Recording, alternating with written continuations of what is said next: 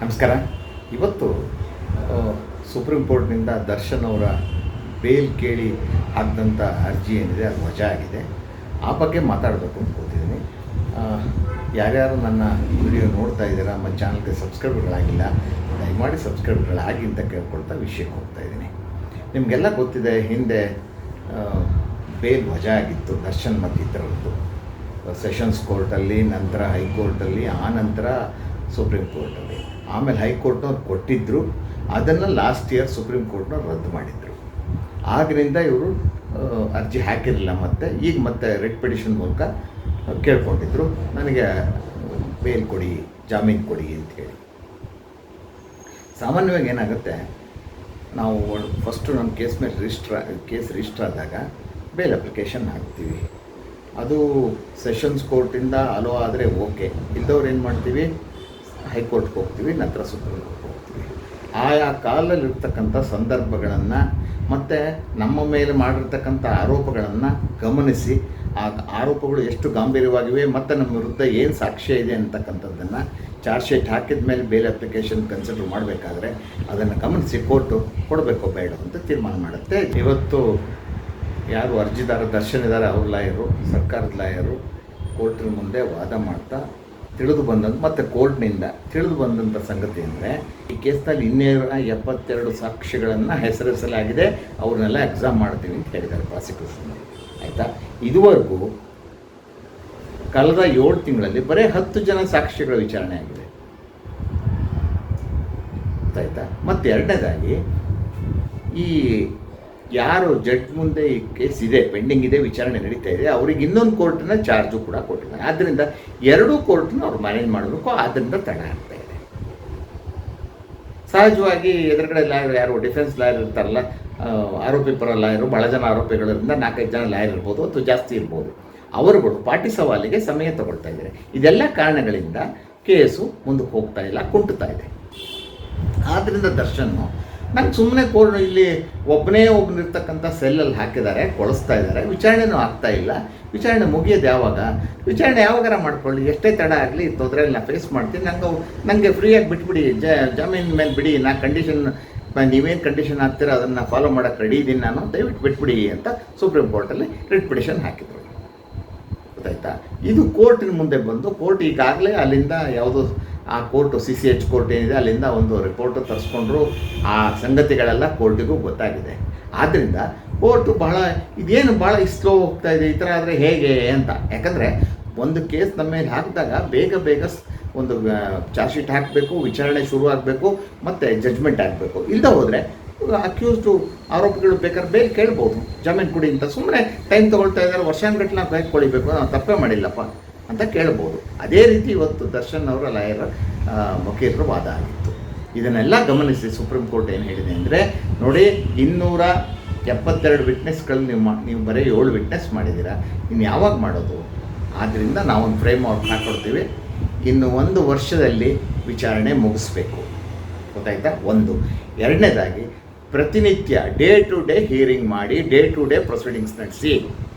ನೀವೇನೋ ಆವಾಗ ಪ್ರಾಸಿಕ್ಯೂಷನ್ ಹೇಳಿದ್ರು, ಮೋಸ್ಟ್ ಇಂಪಾರ್ಟೆಂಟ್ ವಿಟ್ನೆಸ್ ಅಂದರೆ 60 ಜನ ಮಾಡಲೇಬೇಕು ನಾವು ಅಂತ.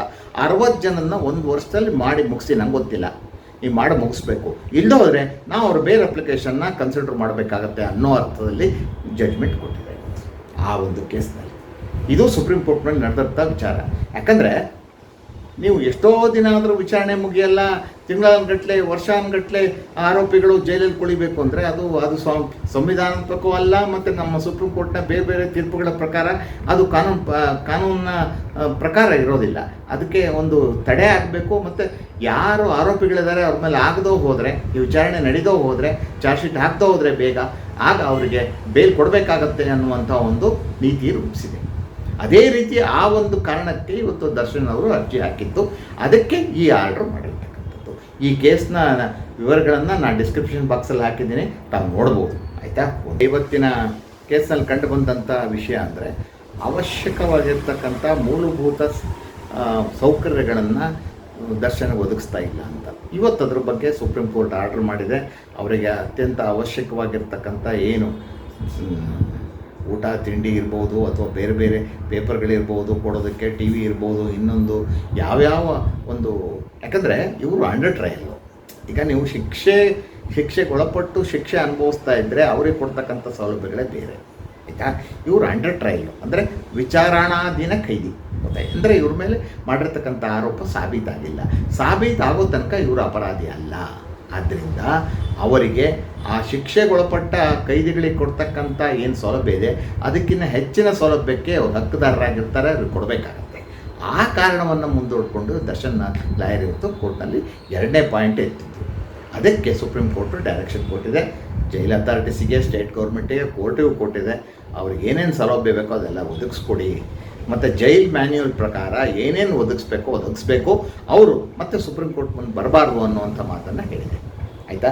ಈ ನಾನು 60 ಇಂಪಾರ್ಟೆಂಟ್ ವಿಟ್ನೆಸ್ ಇದ್ದಾರೆ ಅಂತ ಹೇಳಿದ್ನಲ್ಲ, ಅದ್ರ ಜೊತೆಗೆ ಸ್ಟೇಟ್ನವ್ರು ಇನ್ನೊಂದು ಹೇಳಿದರು 150 ವಿಟ್ನೆಸ್ಗಳು ಭಾಳ ಇಂಪಾರ್ಟೆಂಟ್ ನಮ್ಮ ಪ್ರಕಾರ ಅಂತ.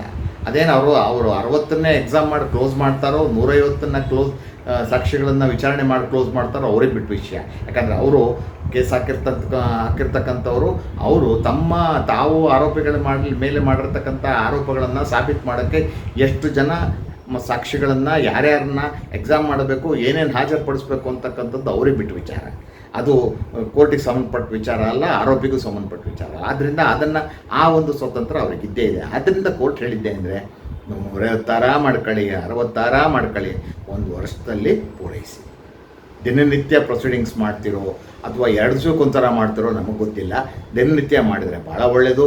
ಮತ್ತು ಹೈಕೋರ್ಟ್ ಕೂಡ ಒಂದು ಸೂಚನೆ ಕೊಟ್ಟಿದೆ, ಏನಂದರೆ ಈಗ 2 ಕೋರ್ಟಿಗೆ ಇನ್ಚಾರ್ಜ್ ಆಗಿದ್ದಾರೆ, ಆದ್ದರಿಂದ ಈ ಕೋರ್ಟಿಗೆ ಮಾತ್ರ ವಹಿಸಿ, ಈ ಬೇರೆ ಕೋರ್ಟಿಗೆ ಇನ್ಯಾರ ಜಡ್ಜಿನ ಜವಾಬ್ದಾರಿ ಕೊಡಿ ಅನ್ನುವಂಥ ಮಾತನ್ನು ಕೂಡ ಹೈಕೋರ್ಟಿಗೆ ಹೇಳಿದೆ. ಅದರ ಅರ್ಥ ಈಗ ಯಾರು ಜಡ್ಜು ಯಾವ್ರ ಮುಂದೆ ವಿಚಾರಣೆ ನಡೀತಾ ಇದೆ ಅವರು ಈ ಕೋರ್ಟಿನ ಜವಾಬ್ದಾರಿಯನ್ನು ಮಾತ್ರ ಹೊತ್ತು ದಿನನಿತ್ಯ ಡೇ ಟು ಡೇ ಹಿಯರಿಂಗ್ ನಡೆಸಿ ವಿಚಾರಣೆ ಮಾಡಿ 1 ವರ್ಷದೊಳಗೆ ತೀರ್ಪನ್ನು ಕೊಡಬೇಕಾಗತ್ತೆ. ತೀರ್ಪನ್ನು ಕೊಡದೇ ಹೋದರೆ ಇವತ್ತು ಬಾಯಿ ಬಿಟ್ಟು ಸ್ಪಷ್ಟವಾಗಿ ಸುಪ್ರೀಂ ಕೋರ್ಟ್ ಏನು ಹೇಳಲಿಲ್ಲ, ಆದರೆ ಮುಗುಮ್ಮಾಗ ಅದು ಹೇಳಿದ್ದೇನೆಂದರೆ ನೀವು 1 ವರ್ಷದಲ್ಲಿ ನಿಮಗೆ ಬೇಕಾದಂಥ ಸಾಕ್ಷಿಗಳನ್ನು ವಿಚಾರಣೆ ಮಾಡಿ ವಿಚಾರಣೆ ಟ್ರಯಲ್ಲು ಮುಗಿದು ಹೋದರೆ ನಾವು ದರ್ಶನ್ಗೆ ಬೇಲ್ ಕೊಡಬೇಕಾಗತ್ತೆ ಅನ್ನೋ ವಿಷಯನ ಸೂಚ್ಯವಾಗಿ ಹೇಳಿದೆ. ಇದು ಇವತ್ತು ನಡೆದಂಥ ವಿದ್ಯಮಾನಗಳು, ಇವತ್ತು ಕೋರ್ಟ್ನಲ್ಲಿ ಆದಂಥ ವಾದದ ಸಾರ ಮತ್ತು ಬಂದಿರತಕ್ಕಂಥ ಆರ್ಡರ್ನೇ ವಿವರ. ಇಷ್ಟು ತಮ್ಮ ಮುಂದೆ ಇಟ್ಟು ನನ್ನ ಮಾತನ್ನು ಮುಗಿಸ್ತಾ ಇದ್ದೀನಿ. ನಮಸ್ಕಾರ.